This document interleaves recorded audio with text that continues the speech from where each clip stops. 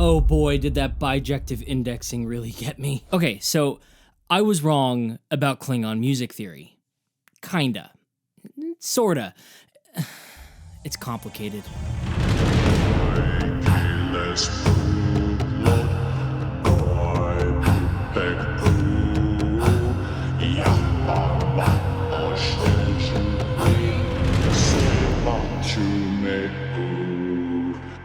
Last month, I put out this video exploring Klingon music theory.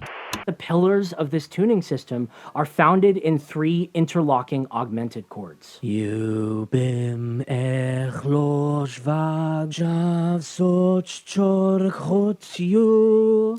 Well, since then, some new information has come to my attention, which could change things up a little bit. I also got a couple little details wrong in that video, so I'd like to offer up this as a kind of correction, because first and foremost, this channel is dedicated to accuracy, but also it gives me a really good excuse to explore a completely new microtonal tuning system with you guys. So let's get into it.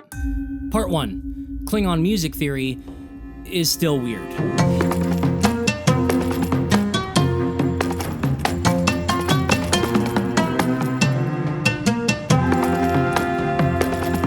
Okay, so Klingon music actually might be an 8 Aeido, not 9. The reason I went with 9 Aeido in the first place stems from this part of linguist Mark Okrand's book, Klingon for the Galactic Traveler, where the Klingon tuning system is expressly described as a non-atonic scale. Quote, older Klingon music was based on a non-atonic scale, that is, one made up of 9 tones.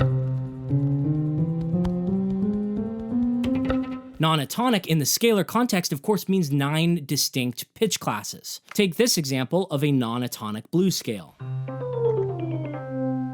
We get 9 different notes before we restart on the octave. Notice that the octave note is not explicitly counted and therefore not factored into how we name the scale. Here's another example of a non-atonic scale subset in 31 Aeido that we've dissected in the past called non-atonic Orwell or Orwell 9.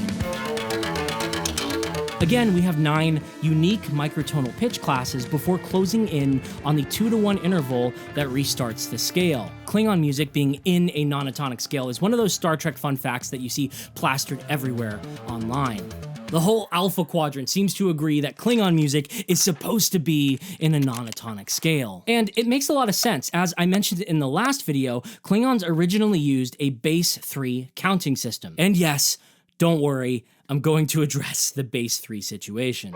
Klingon culture lives and breathes the number 3. Remember the Klingon trinity of honor, duty, and loyalty, the 3 blades of the Empire's crest, and the 3 trials of Kahless. I mean, heck, the alternative system of Klingon operatic theory we investigated last month is entirely based off of the geometry of an equilateral triangle. So it would seem very logically consistent that this alien culture would construct a system of music that easily fits into how they organize their religion, iconography, and literal system of counting. But the reality of constructed languages, just like the reality of natural languages, is that the truth is often far more messy than that. I gave you an interpretation of Klingon music in 9 Aeido, but if you keep on digging into the book, there's actually a strong implication that 8 Aeido might actually be what Okrand intended. The solfège laid out in the text only goes up to chorch, the Klingon word for the number 8. Chot, or 9, is not explicitly named as a unique note in the source, but rather another word for the root note, yu. In other words, according to this text, the 9th note would actually have to be the octave, making this an octatonic scale, not a non-atonic scale like it's described just a couple sentences prior. If we're supposed to be an 8 Aeido and not 9, it actually makes the new introduced term, non-ave, a little less confusing. The idea was that Klingons wouldn't actually use the term octave to describe the harmonic ratio relation of 2 to 1, because that word is loaded with a lot of human Earth history that Klingons obviously wouldn't have. So the term non-ave or non-ave was proposed as a replacement. If you presume that a non-ave would use a similar definitional schema to the word octave, then 8 Aeido actually fits better with this term, as we can now define n-ave as a 2-to-1 interval named for the number of notes in a given scale scale plus 1. There's an exception here, or perhaps a contradiction depending on how you look at it, with the microtonal Terran term tritave, but for the sake of not rambling on for the next 10 minutes about the Bolin-Pierce scale, I'm just gonna ignore it and move on. Anyway, following this idea for a non-atonic scale in 9 Edo, the 2-to-1 interval would more appropriately be called a decade. Probably. Again, Klingon music is weird and oddly specific. You probably shouldn't go around renaming the term octave outside of the context of a fictional space opera, because, you know, you're probably going to get fired from your bar gig. All right, so Klingon music being an Aeido kind of fixes two contradictions, but it also brings up another contradiction, so it's a little bit of a toss-up. If you ask me, Aeido is probably what Okrand actually intended, but from like a world-building, conlanging perspective, 9 Edo just works so much better. A lot of the confusion in this video and in Klingon for the Galactic Traveler comes down to indexing. How do you count? Do you start from 0 or 1? In Western music theory, we kind of use both kinds of indexing, unfortunately, for different contexts and for different reasons. Scales, for instance, are named for how many distinct pitch classes are contained within them. A 5-note scale is called pentatonic. A 6-note scale is called hexatonic. If your scale has 8 notes, it's octatonic, but if it has 9, it's nonatonic. We don't include the octave note as a different counted note when it comes to naming the scale. Intervals, on the other hand, can be named for the amount of steps moved plus 1. So if we start on the root note of our C major scale, C, and want to move up to E, we have to move twice, but the interval is called a third. If we go from C to G, we've moved 4 times, but the interval is known as a fifth. That's because scale degrees are conventionally bijective. They index from 1 and not 0. Same goes for chords as well, but if we happen to be using set theory or Edo step to describe notes and their relationship to each other, we index and start counting from 0 instead. Two different ways of counting presented in the same model of music at once. I told you, even natural languages get a bit muddy. Mark Schulson, the former assistant director of the Klingon Language Institute, commented on the situation. He says that Okrand told him that Klingon music is based on 9 tones in a nonave, an ambiguous phrase which apparently people have been trying to pin him down on ever since. It seems without any success. It's also possible that Okrand had a completely different definition of nonave in mind that had absolutely nothing to do with established music theory jargon. If true, that would once again change the Klingon tuning system significantly. It's also worth pointing out at this point that I and the whole of the Klingon music theory community, if you could call it that, are all making the assumption that Mark's description of the Klingon tuning system is supposed to be equally tempered. 8 Edo, 9 Edo, it could just as easily not be in any Edo. Or perhaps the Klingon scale is derived by a much larger Edo that the Klingons take a subset from, not unlike how most Earth music uses a diatonic scale which can be taken from a larger chromatic scale. Who knows? I think what it boils down to is that Mark Okrand is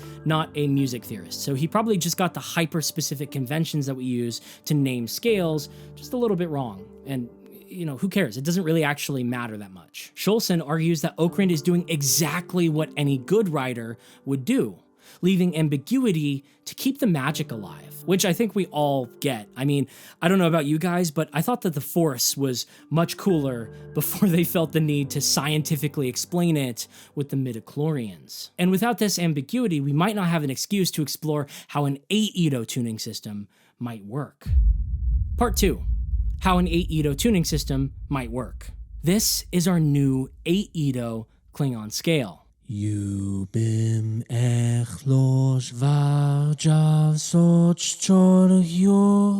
solfège remains linguistically the same, of course, without that extra note tacked onto the end. Each note is 150 cents away from its neighbor, an interval known as a neutral second. 2 neutral seconds will stack perfectly to equal a 12th minor third. 2 more gets you an equivalent tritone. 2 more, a major 6th. And finally 2 more for a perfect octave. This gets us a system where every other note will match a 12th counterpart pretty faithfully. So some dyads in the system will actually sound pretty familiar to us.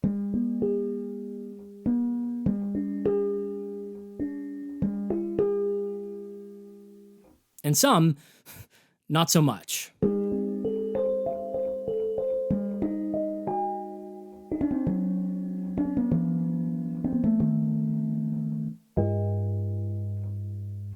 These in-between notes, as it were, will all be offset from 12th tet by a quarter tone in either direction, getting us this really interesting, alien-sounding scale.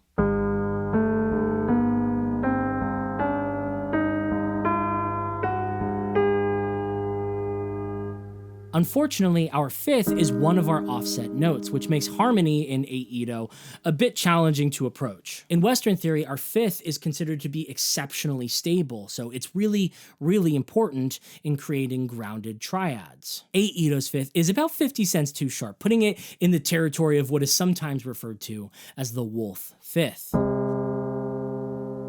Spicy, for sure. It's a sound that's going to make our major and minor triads feel quite a bit wonky. But of course, every dish has its spice, so let's noodle around for a bit and see what kind of harmony this tuning system has to offer.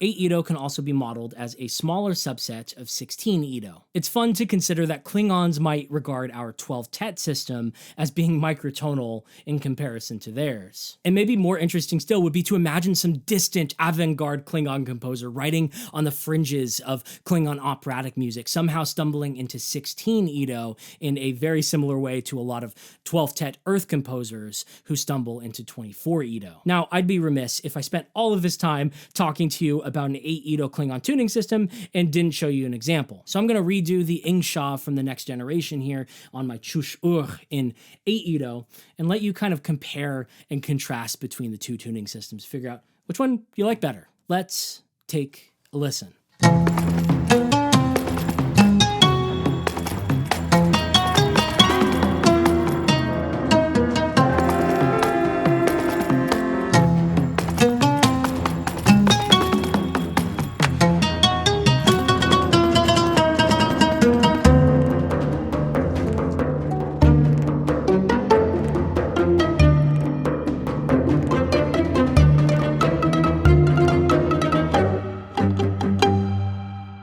Part 3.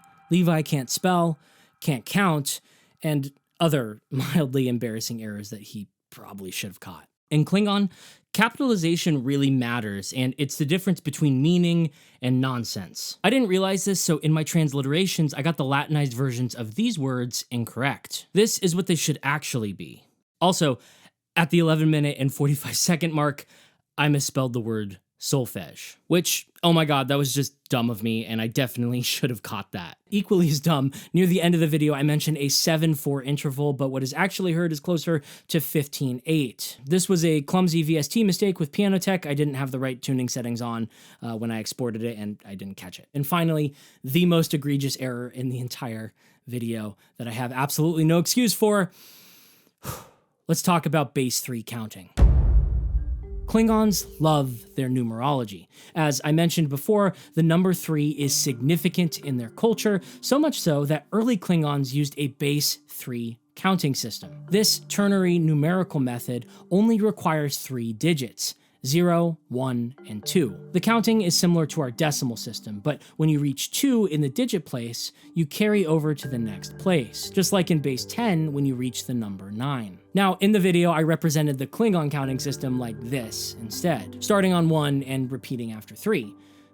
But why? Well, it's because many sources say that Klingons might not have had a concept of 0. If this is true, Klingons would have used a bijective base 3 counting, which indexed from 1 and not 0. So if we start the count from 1, we get 1, 2, 3, 11, 12, 13, 21, 22, 23, instead of a traditional base 3 counting system which indexes from 0, which would go 0, 1, 2, 10, 11, 12, 20, 21, 22. This is cool and all, and it could be a good excuse, but I kind of stepped on my own toes here when less than a minute later, I threw this graphic up on the screen, which clearly implies a base 4 counting system. Oops, forgive me guys, I'm a musician, not a computer scientist or a mathematician. I have but the wee small brain of a bassist. At this point, I'm getting so many comments drilling me on this fact that I'm strongly considering just taking down the video for good. It's quite literally every hour on the hour. I guess, understandably, most people just scroll past the corrections in the description and in the pinned comment and on the on-screen note and past the hundreds of nearly identical correction comments because clearly it's not getting communicated that yes, I'm very aware that I made this mistake. But in all seriousness, I get it. I made quite a few mistakes in that one, so I deserve to be called out for them. This channel is and will always be dedicated to correct, clear, and concise educational content. So in all honesty, I appreciate the candor and I appreciate the corrections, and I hope you guys appreciate a dedicated corrections video. If corrections ever need to be issued in a future video, which I'm sure they will because that's just the nature of doing these things and doing them honestly, they'll be in the pinned comment and in the description. Thank you, and until next time, kaplach! What do you think, Commander LaForge? Is Klingon music supposed to be an 8 Edo or 9? If you like this video, please comment, like, and subscribe, and of course, ring that bell. If you want to watch another video that may be equally as nerdy, check out my latest deep dive into the ringing rocks phenomenon, the perfect intersection between geology, acoustic science, music theory, and the existential void that we must all one day face. A huge thank you to my patrons now on screen for keeping this channel going. If you'd like to support our weird microtonal music theory deep dives or musicological documentaries, consider supporting us over on Patreon. We've got sample packs and sampler instruments, a whole bunch of exclusive lectures on microtonality for the modern musician, and all the resources you could ever need to get you started on your microtonal journey. Jordy and I await you with open arms, and of course, a whole lot of notes.